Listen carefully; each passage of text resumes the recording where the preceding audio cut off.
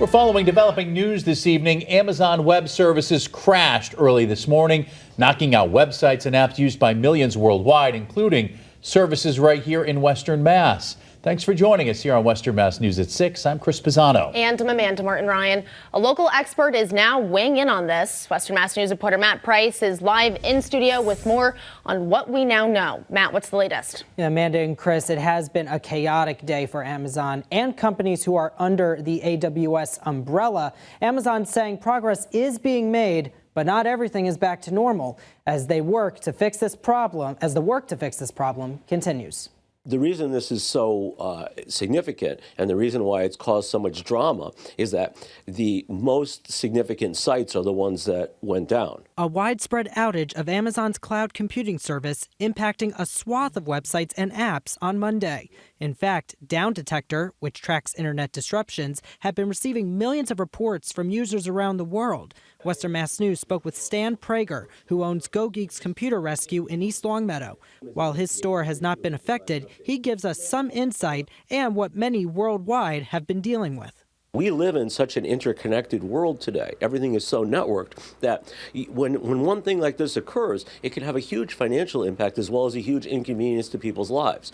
Again, I mean, so Disney's down. So if I wanted to watch something on the Disney Channel, I can't watch that. Here's a timeline of what we know. It all started just after midnight when Amazon said they were investigating what they called, quote, increased error rates and latencies for multiple AWS services. A few hours later, Amazon says they identified a cause and said it was starting to recover, but issues continued through the afternoon.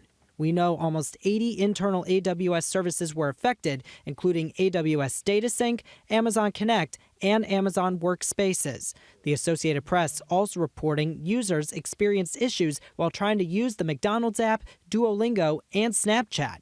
Now, Amazon says it has a plan in place to fix the system. Among the companies impacted, Delta and United Airlines, Venmo, Coinbase, Snapchat, Facebook, Apple Music, and the game Fortnite.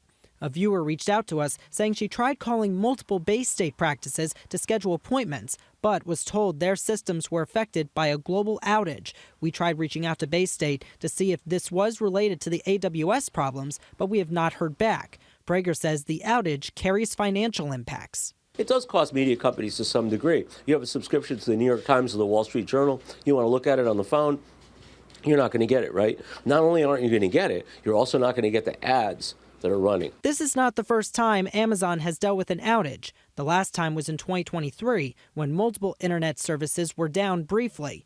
As for Amazon's longest outage, that was in 2021, when several companies, including video streaming services and payment apps, were impacted for more than 5 hours. Prager says it is important for companies and websites to have a backup plan in case something like this happens again. You shouldn't be hosting your large websites only on this one server because you're putting all your eggs in one basket.